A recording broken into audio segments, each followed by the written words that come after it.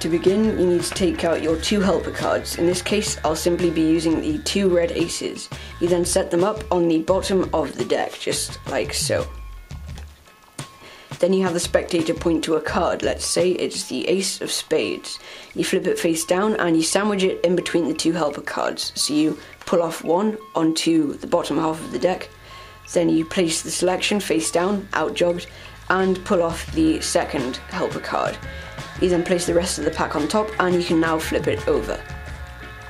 Then you need to pull out the selection as far as possible without actually letting it come out of the deck. You do this, I find, by pulling out the card until you can see the bottom pip. Then you grab a break above the selection by lifting up a tiny portion at the top and transferring it to a pinky break. Then riffle down 1 card just like so and grab another pinky break. Then you perform a move called Shifty by Chris Kenner. The basics of this is you take your index finger from your left hand and your middle finger and ring finger from your right hand. The grip looks like this. And you apply pressure so that you can actually move the card using those 3 fingers. Then you lift up above the pinky break and you push out the card just like so, so it actually comes out of the deck. Then you can replace it above the card where you had the pinky break. Then you can let go of the pinky break just like so, and what you've successfully done is you've taken the selection which was in between the 2 helper cards and you've moved it above just like so. Then you spread out the deck and you grab a break beneath the card, beneath the selection, just like that. Then you can square it up and double undercut where that pinky break is to the top. Now you have 1 helper card on top and 1 on the bottom, just like so. Now you perform the 2 card catch, being careful not to flash the face up selection, which is second from the bottom.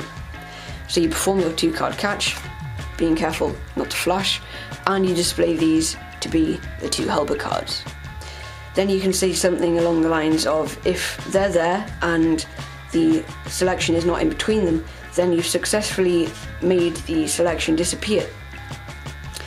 But then I like to say something like, a sandwich effect just doesn't seem right if the helper cards haven't eventually sandwiched the selection.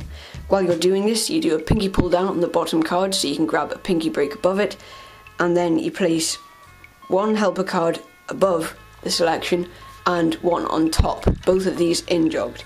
Then you cut about half of the deck, just like so, and you cut that to the bottom, or to the top, whichever way you want to think about it. Now in the centre of the deck, the 2 helper cards are sandwiching the selection, but the spectator shouldn't know that.